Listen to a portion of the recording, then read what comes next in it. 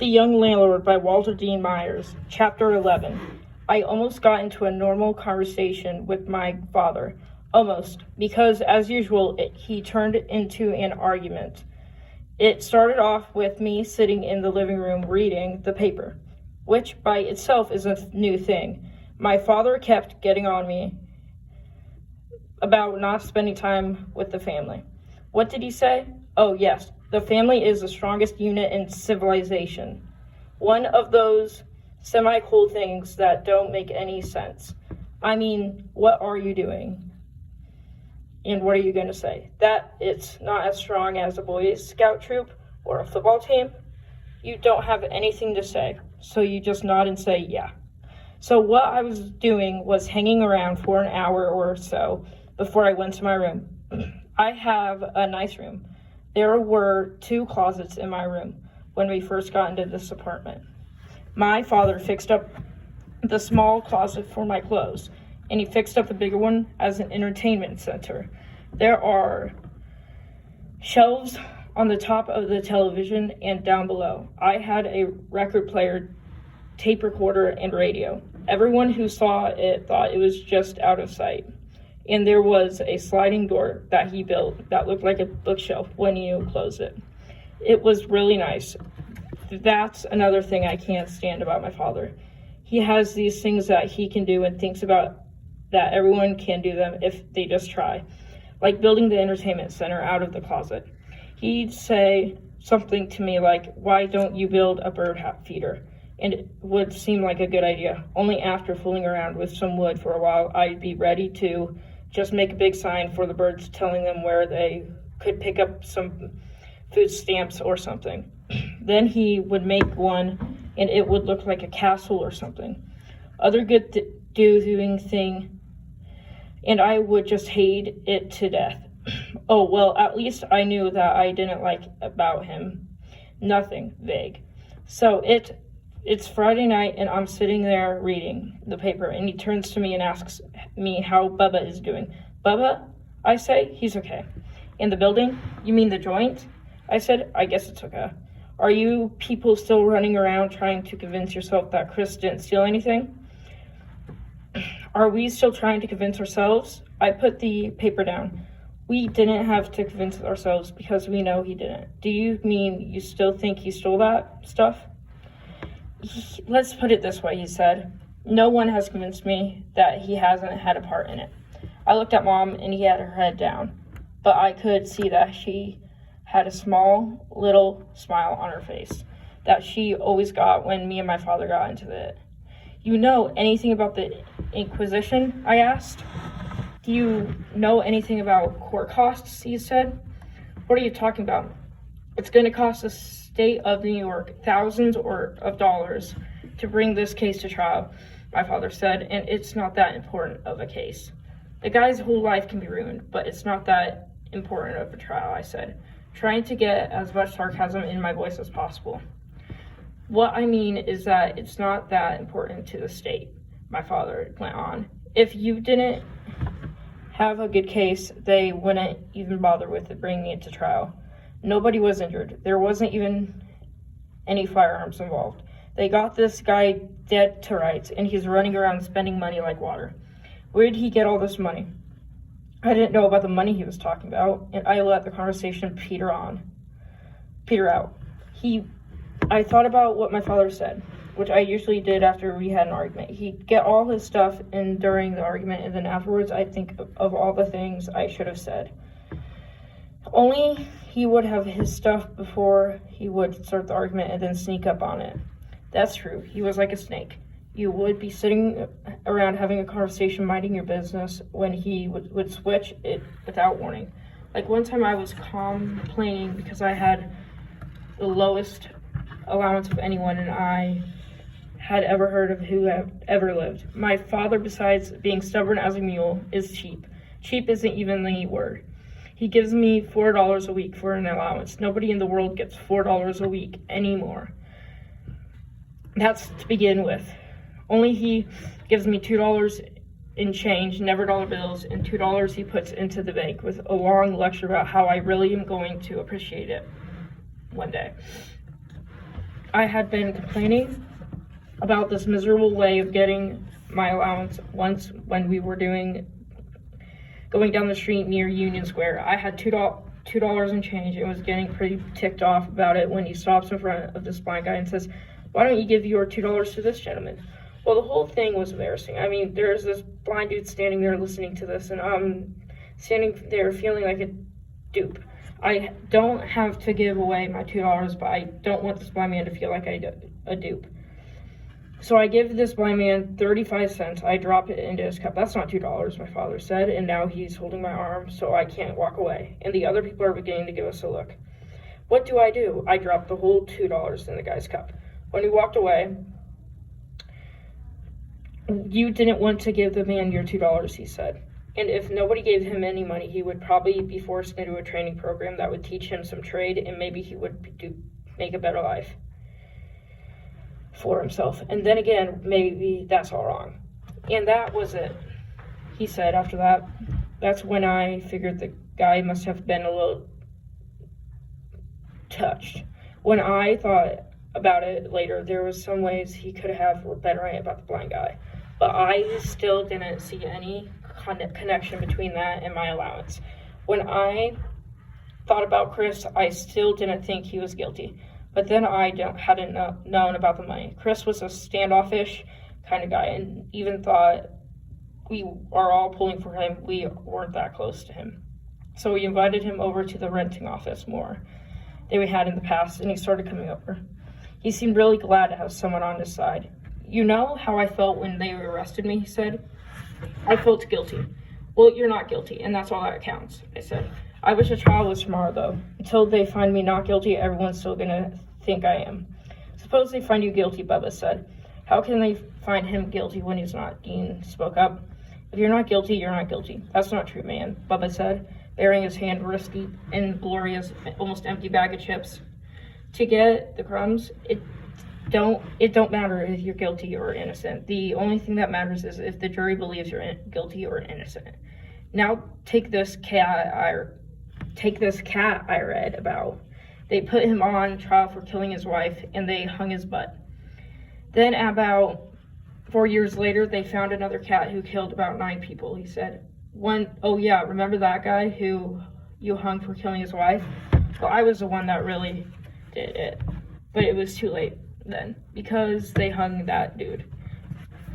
"That's a big help," Bubba said. "That's a big help, Bubba," Gloria said. "You got any more good doing messages of inspiration?" "I'm just warning Chris that he might have to go to jail, even if he is innocent," Bubba said, licking his fingertips and then running them along the inside crease of the 2 chip bag to get the really small crumbs, so it won't be no shock or nothing.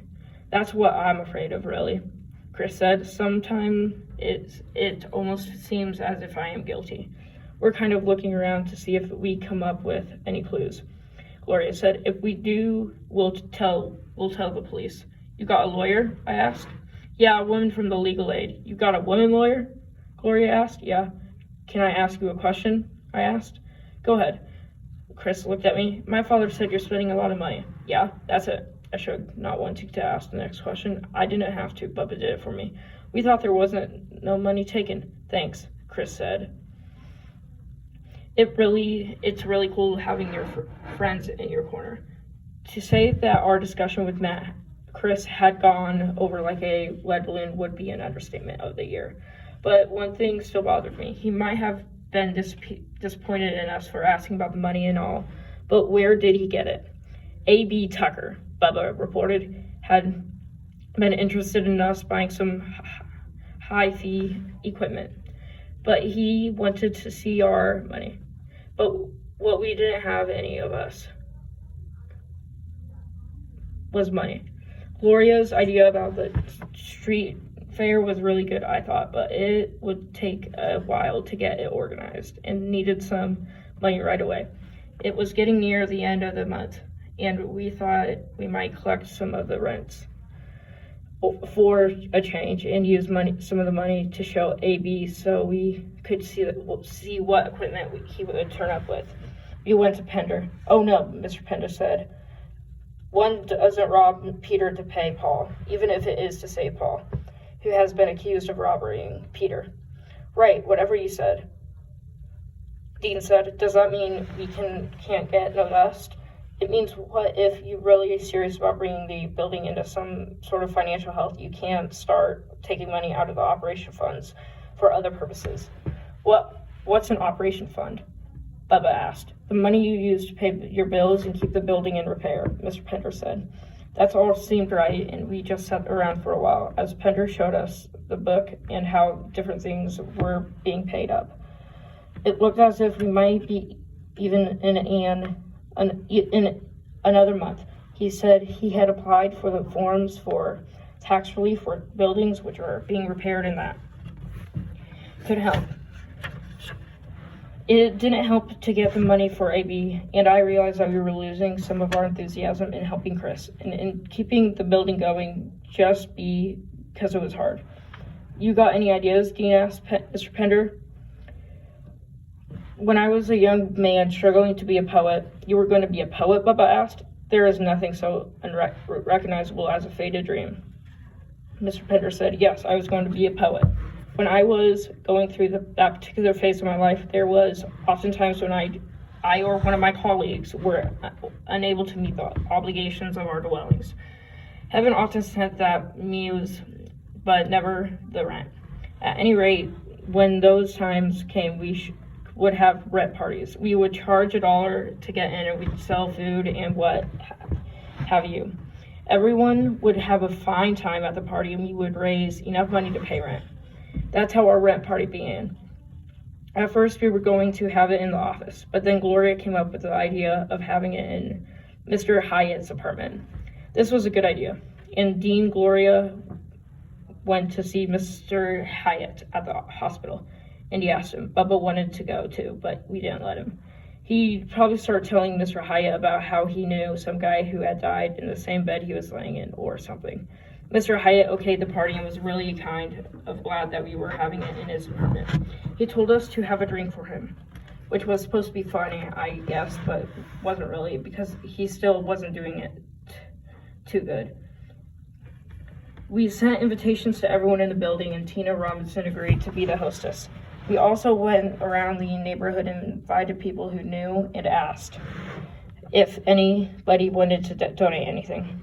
Most people didn't want to donate anything, but Chippy's, a fish and chip place near the corner, promised to give us $20 worth of chips and fish. The party started out quietly, and a lot of people came, so it looked as if everything was going to work out. When the screaming started and the party got out of hand, Miss Brown from the top floor was one of the first people to get to the party. She asked if she could help, and we said that we had everything pretty much under control, but she insisted. So Gloria decided that she could be clever, and she asked Miss Brown if she could keep track of how many people actually came to the party. This seemed like a good idea, and we settled Miss Brown in a chair near the door, and she marked off a stroke for everyone that came in. I got her some punch, and she really seemed happy, watching everyone standing around and dancing. She also said that Miss Johnson wasn't feeling well and that perhaps he would be down later, and that if he did, he would be the hit of the party because everyone liked to have boxes at parties, especially when they were the champions of the world. Mr. Pender had told us a few things about Jack Johnson. He said that he had been the first black heavyweight champion way back before the First World War. He had been a hero to many black people the same way Muhammad Ali was a hero. It was funny because none of us had ever heard of him or thought that people like Miss Brown having their own heroes. Miss Brown must have been a little girl when he was a champion, he said, and she kept his memory alive long after he died. We all kept our delusions with us. Sometimes it's a person, sometimes an idea, sometimes even a dream. That seems more real in memory than it ever did in life. Jack Johnson, the champion of the world, not a bad choice. And he said, not a bad choice at all. The party was going pretty well, and Tina was talking about having a dance contest, which just to liven things up in the middle. Now Tina was answering the door Gloria or me weren't near. Whoever answered the door would say something like, "Welcome to the party," and then run into a quick explanation of why we were having the party. Some people weren't interested, but some were, and they kind of dug in the idea of having a good time and doing some good at the same time. When the captain came to the door, no one was around to answer it except Miss Brown, and she told him to come right in and enjoy himself. Then he asked him if he was a prize fighter, and he didn't say anything. He just looked at her funny. "If you need a job, you can always come around to Mr. Johnson. That's Mr. Jack Johnson, the champion of the world. He can always use young men for sparring partners." The way he said this, sort of like a queen waving around her hand, and everything was really cool. The captain still didn't say anything, just looked at her for a minute, then came in and sat down. So far, so good. The party was still going on when there was another knock on the door. I started toward the door, then I saw that Miss Brown was going to get there before me, so I started back to the kitchen where Tina and Gloria and another girl I didn't know were making little sandwiches. That's when the screaming started. The first scream startled me half to death. I ran into the other room and I saw that Miss Brown had passed out. I started over toward her when I heard the second scream. This time it was Gladys, Mr. Gilfon's wife from the first floor. I looked up and she had her hand over her mouth and were pointing toward the door with the other hand. I looked to where she was pointing and saw the screaming was all about. Askia Ben Kenobi was standing in the doorway dressed in a turban, some little gold shorts, and a cape, that's it. Honest, he looked like some dude from the Arabian Nights or some fairy tale book. "Man, what is he doing?" The captain looked at Askia. "I am being me," Askia said in this really spooky voice. "Where are your clothes, sucker?" the captain said. "I am clothed in purity," Askia said. He was standing really tall and looking around the room, really slow. "For the essence of the black man is purity. You better get your butt out of here and put some clothes on," Tina said, coming out of the kitchen. "And what do you got smeared all over yourself?" the captain asked. "Crisco, it is sacred palm oil," Askia said, bowing. Askia Ben Kenobi was covered with something that made him look shiny. It looked like the oil that bodybuilders put on themselves, or it could have been Crisco. "I don't care what kind of lard you put on yourself. You better go someplace with your dumb self." Tina was yelling. She was really mad. I didn't think she would get that mad. In fact, when she lifted the plate of cheese dip over her head and still didn't believe she was going to throw it, she threw it. It went right at Askia Ben Kenobi. But Askia Ben Kenobi was good. I mean, really good. The cheese dip came at him about waist height, and he kicked it away with one of his karate kicks. Tina wasn't giving up that easy, and she threw a handful of small sandwiches we had made at him, and he knocked them away too. This time he used his hand. He could hardly see him move. He was so fast. Whack, whack, whack, and the sandwiches were all over the room. I don't know who threw the spare rib bone, but it caught him right behind the left ear. He whirled and made a step in that direction, and then everyone started throwing things at him. Spare ribs, handful of cheese dips, and roasted peanuts. The fish and chips hadn't arrived yet, luckily. He fought some of them off, but you could see it was losing a battle. And although none of the stuff was hurting him, the cheese dip was sticking to the grease he had on, and after a while he looked really grimy. Then he sort of pulled his cape around him and tried to stare everyone down, but it didn't work either, because it was really fun throwing stuff at him.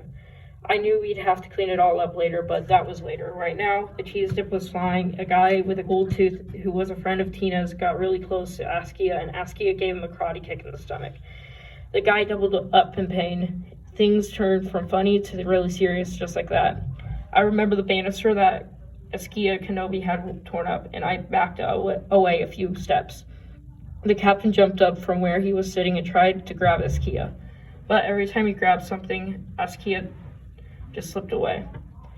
It was like trying to grab a greased pig. Only when he would slip away, he would throw a few karate punches. The captain was bleeding from the nose, and he was on one side of the room, and Askia was on the other. The captain started rushing around the floor with his short, fat legs going about a mile a minute, and Askia started from his side. This time it was the captain who slipped and went down, and Askia flew over him onto a card table where they had been playing talk. The card table collapsed, and Gladys Gilfond, who was still holding her hand from before the whole thing with Askia started, fell across him. That's when they finally got Askia down. He struggled a little bit, but he had hurt his foot pretty bad, so it was just about over. The captain called a friend of his who was a cop, and he and another cop came and took Askia away in handcuffs. I found out later that they just made him walk around the block and then took him up to his apartment again. By the time we had gotten Miss Brown calmed down and the place cleaned up, the party was over. Mr. Pender reached the party at 11:30, just as the last people were arriving. We did a quick tally and saw that we had actually made money, though. To be exact, we made $4.30.